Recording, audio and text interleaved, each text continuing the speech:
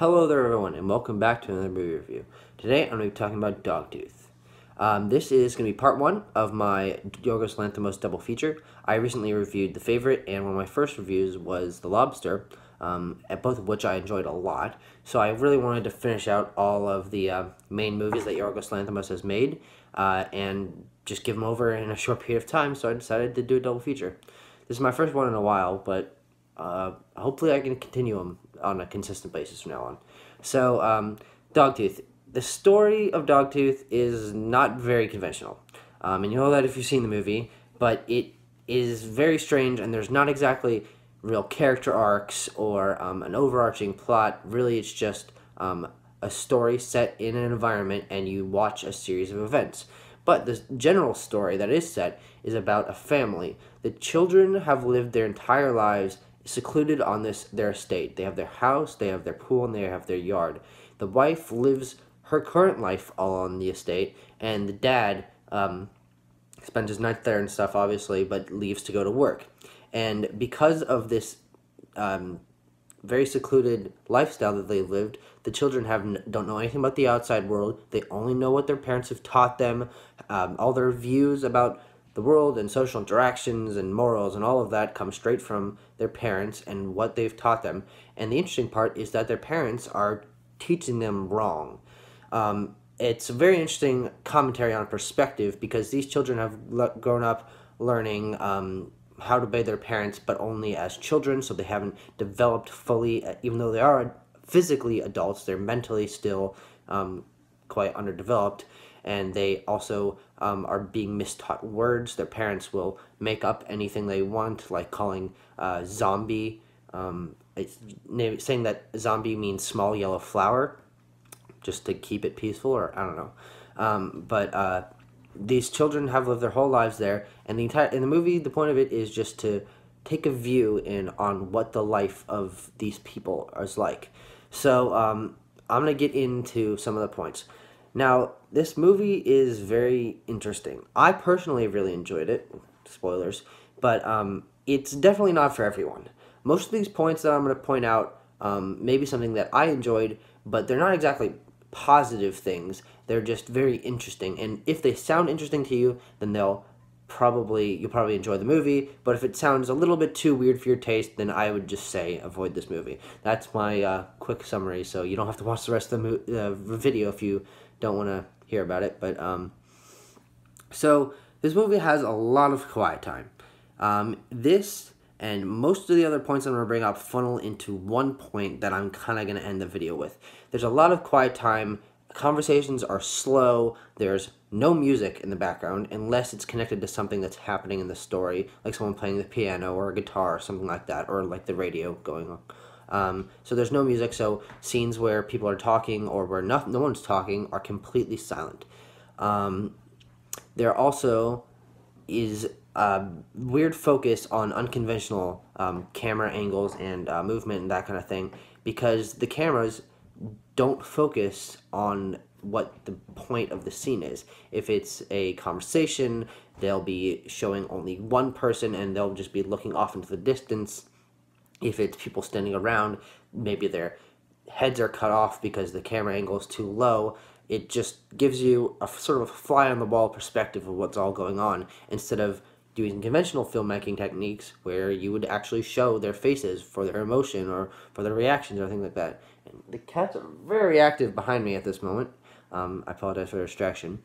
But all of this, plus a couple other things, like the fact that this movie is entirely in Greek, which I had never seen a Greek movie before, and to be honest, I don't think I've ever heard Greek spoken before, so to me it kind of sounded like French.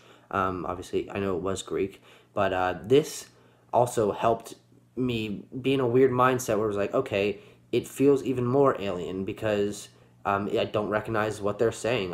Their subtitles, but I didn't recognize your tonal and language patterns because I didn't know the language at all.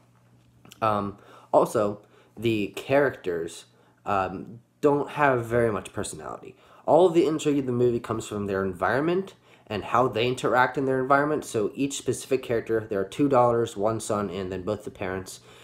They don't really have their own character arcs or their own personality traits. That are kind of all flat and bland. They're just meant to propel the world around them and how they view it. Which you'll know is also kind of how the lobster was. Nobody really had their own expressive personality in that movie because they kind of their society kept down emotions. But this movie is just the lobster, but super condensed into one household. The outside world, at least from what we're shown, is pretty normal. There's nothing really wrong with it. But the estate that they have, where this family lives, is completely bonkers because of how different they've been raised.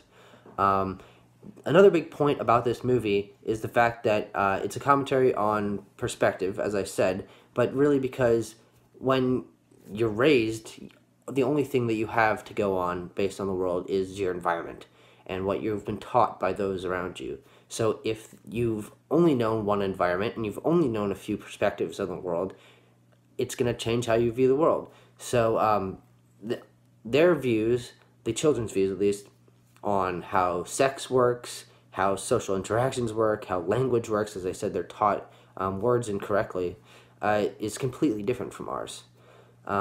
Which really, it starts off strange. There's a few recordings of words being sort of mistranslated, and you're left wondering what the heck's going on. And things feel just a little off, but you're like, okay, maybe it's just some sort of weird school or something like that. But then once you realize what's really going on with the parents teaching them incorrectly and things like that, it becomes a lot more interesting. And even though it's very slow paced and the entire environment is just meant to feel awkward, it still is engaging because you want to see what's going to happen next. How are the parents going to interact with their children? How are the children going to interact with things from the outside world or learning about new things, new experiences?